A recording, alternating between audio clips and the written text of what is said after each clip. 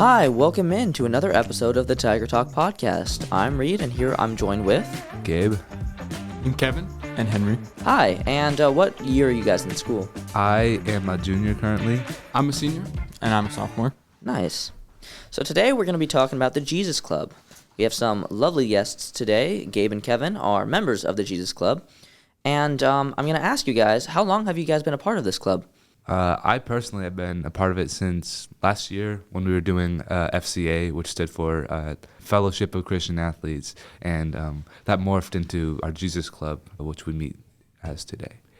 Yeah, and then me, I also joined last year, but it was a little bit later. I know you guys started earlier, right? Yeah. Yeah, so they started earlier, and then I kind of joined towards the end of the year last year, and then kind of just kept it going, and then made a little bit of plans for, through the end of summer, and kind of changed it into Jesus Club.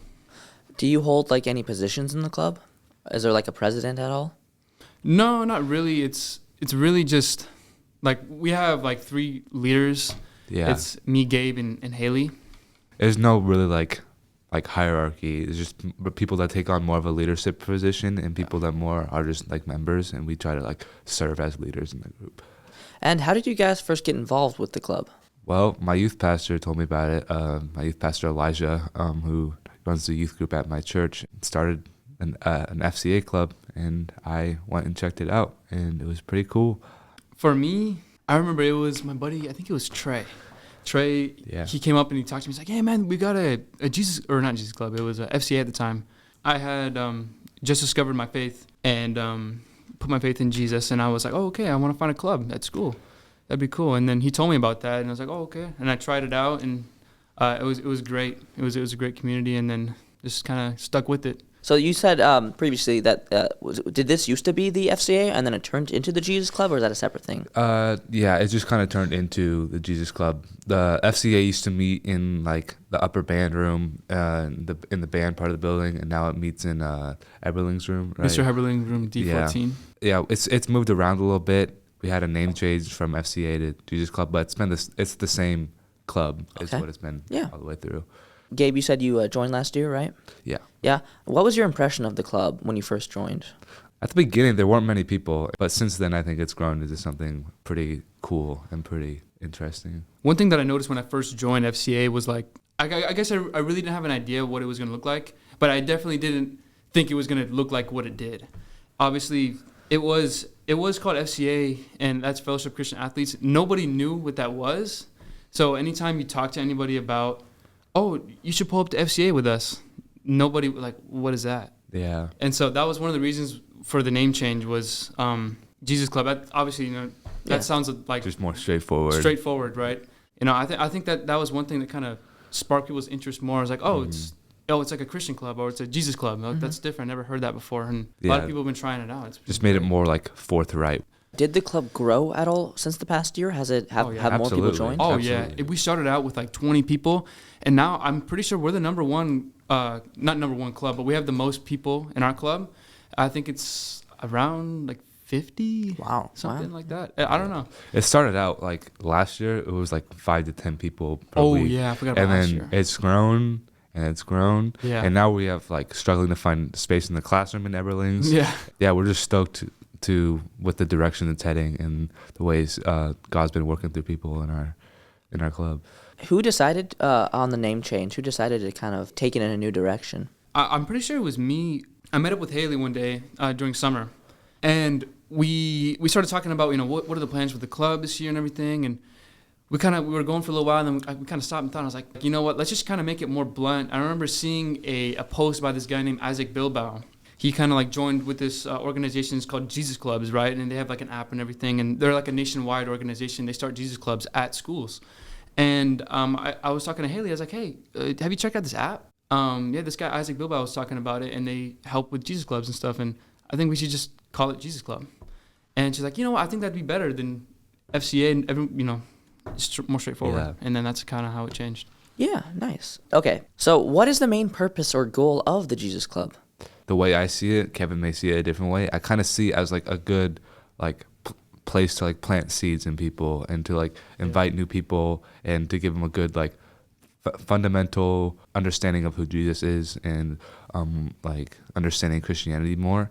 How I see it is like a way to get people into life groups and stuff, was where I see Jesus Club as sort of like a starting step, and like there's still good stuff for people who are like further on in their walk of Christ, but I've seen the purpose more of it as like a beginning place for new believers.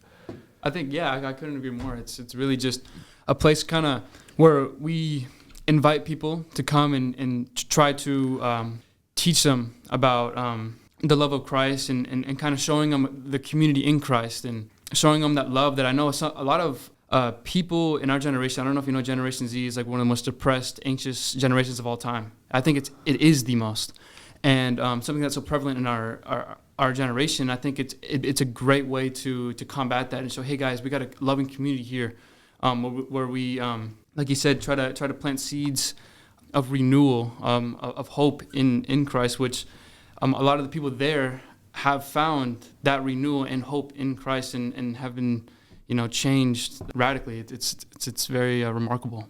Are there other activities that students can get involved in outside of club meetings? Yes, that's what we encourage a lot at Jesus Club. Is we have these life groups that we meet. Both the boys and the girls meet at Founders at like 8 a.m. on Wednesdays. We meet at Founders and we share about our weeks. We talk about the Bible. We reflect on it, and we enjoy good Christian fellowship. And what is your larger vision for the club and its members? I think basically to continue this community of planting seeds and having that first stepping stone of kind of growing in your faith. Like we said before, we had humble beginnings, only like 5 to 10 people in our club. And it's grown dramatically over the year. And what we want to do is leave kind of like a legacy of it, growing and growing. And maybe even not just growing like in numbers, but growing in like strength, right? And building a stronger, loving community that's kind of like serves as a beacon of light, like you were talking about, Gabe, for this school, in which oftentimes could be a very dark and scary place for a lot of people. Obviously, sometimes what we've struggled with is being able to pack in enough things in like the 30-minute period that we get like every other week, or sometimes it's even like 3 weeks between meetings. So that's been one thing that's been a challenge for us in the Jesus Club, is like it's such little time to make as big of an impact as we would like. But I think the purpose of it is just a place where people can start. I was drawing on earlier, like planting a seed. Right. And from there, people can take action steps further from that. And we just see it as a place of opportunity for people to encounter Jesus and have the opportunity to say yes to him and to pursue him and grow their relationship. Yeah. Just like you said, stepping stone, and that's exactly why we have the life groups, is to grow further and to make it more, Yeah, and what would you say to someone who wants to go to the club, but they're a little unsure, they're not really a believer yet, but they want to be? Do you have any advice for that person that's listening to this? Yeah, I understand the timidness, because there at times can be a lot of like aggression and sometimes animosity in the Christian community. And I'd like to say that I can speak for myself. Like, there's nothing that makes me more passionate or excited than someone who's curious about Christ, or is unsure, or is just not sure. Mm-hmm. And you are more than welcome to come. I'd be so excited to see you there, and I'd love to talk to you, and I'd love to share what I've experienced with Christ. Yeah, like people that are unsure, like that's the purpose of Jesus Club. That's like what our purpose is as a club. I think it's one thing. It's important to note that like the reason why we're so passionate is because a lot of our generation is so have been like, how do I put this? Lost, maybe? Yes, very lost, dark places. As you know, we've had some losses from our fellow peers this year, and that a lot of that stems from anxiety, depression, and hurt, like suicidal thoughts and stuff like that.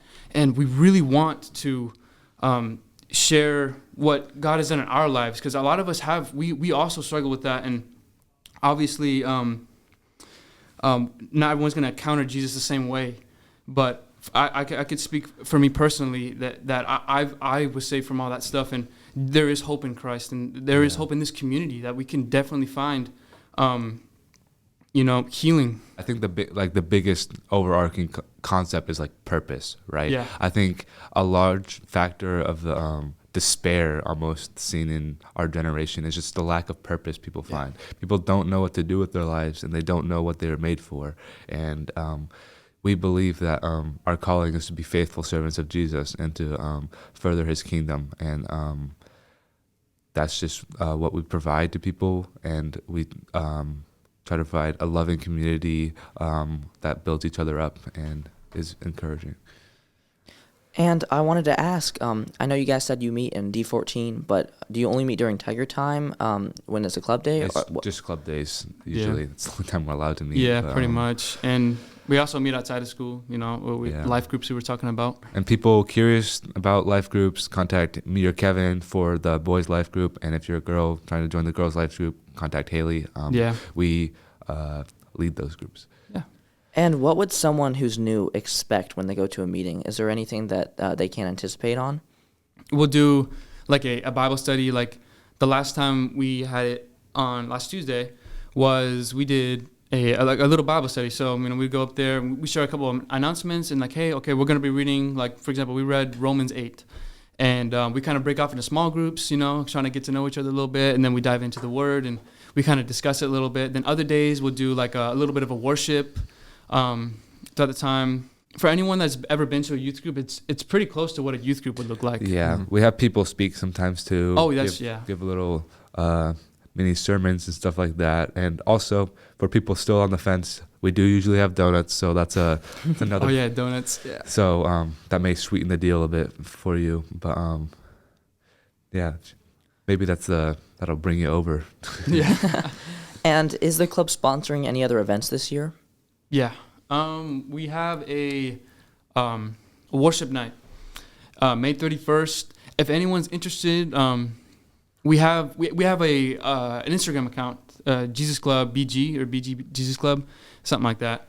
And you can go on there. We post all our updates on there. But it's going to be May 31st, Friday. It's in 2 weeks. And we're going to be holding baptisms there too. So if anyone wants to make that next step towards their faith, they can do that there.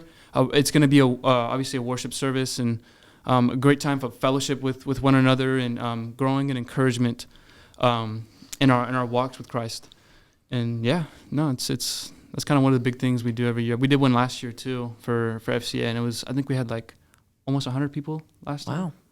Yeah. Yeah, because it's like 4 different schools that are pulling up, and it's great. It's awesome. Yeah, and I know, Kevin, you said you're graduating this year, but Gabe, what is your vision for the club next year? What do you hope to see? I think personally, I'm already just like beyond stoked for like the growth I've seen in the club already, and the direction it's heading, and the new people we're getting. I just, more than anything else, just want to keep seeing the growth that's already been happening, just the continuation of what we've already seen. Just more people willing to invite their friends, more people willing to take next steps and go to church and join life groups and read the Bible for their own, read the Gospels and understand who Jesus is. And I just want to, just more growth. Just what the current direction is, what I plan to continue next year, and to just continue the momentum. Do you have any new ideas you hope to bring to the table? I've been thinking about more extra activities like meetings or activities outside of the club to build the community more than just a bi-weekly 30-minute meetup, because I love the community that we have, but we just aren't able to meet very much or see each other very much. So I think more like extracurricular activities on that front, like maybe like games or whatever, or just meet up at someone's house or things like that maybe next year. Yeah, and how do you see the club benefiting the larger school community? I know you guys talked about earlier about especially kids that are struggling, that Jesus Club is a great place for them to go to. And do you have any other thoughts you'd like to add to that? Yeah, we've touched on it earlier, and just the mental health crisis is out of control. And I believe that the solution to that is knowing Jesus and fostering a faith in Christ. I too used to be in a very dark place, struggle with anxious thoughts all the time. Like it was insane. Like I used to walk through the schools, and I used to avoid as many people as possible because I would like literally shake when I was around people.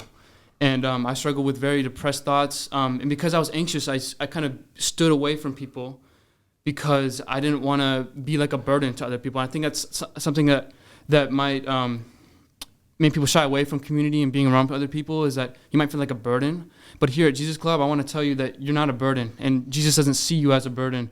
And Jesus even says, like, come to me all who are weary and burdened, right? And I will give you rest.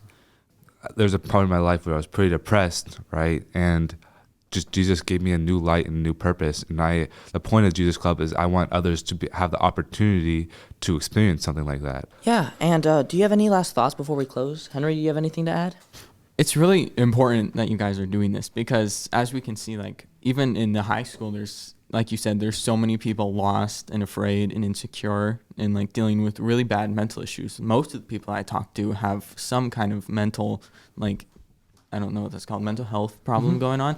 And so it's really important, even just for people to see, like, the poster on the wall and just see Jesus Club, just to get, like, those little, like you said, seeds into people. For people who are still on the fence about it, I highly encourage people who are on the fence to ask, like, difficult questions, because that's the only way you can pursue truth is by asking the difficult questions. And right? yeah, don't feel like, oh, I don't want to offend anybody. No, we got some pretty thick skin over there. You guys can come and ask us any questions you want. We're even welcome. We're literally rejoice when people ask us questions. I don't know if you guys know, but we had during the opportunity fair, we were out there and people were asking us questions and we were like fired up. We were excited about it. So new people are something that we're definitely we're welcoming to new people, no matter if you're an atheist or agnostic or whatever. Come and come and see. Yeah. All right. Well, thank you for joining us today. If you guys want to go join the Jesus Club, they have meetings during club days in room D14. If you want to reach out to Gabe or Kevin, like they said earlier, you're welcome to. And thank you. That's all I have to say. This was great. Yeah.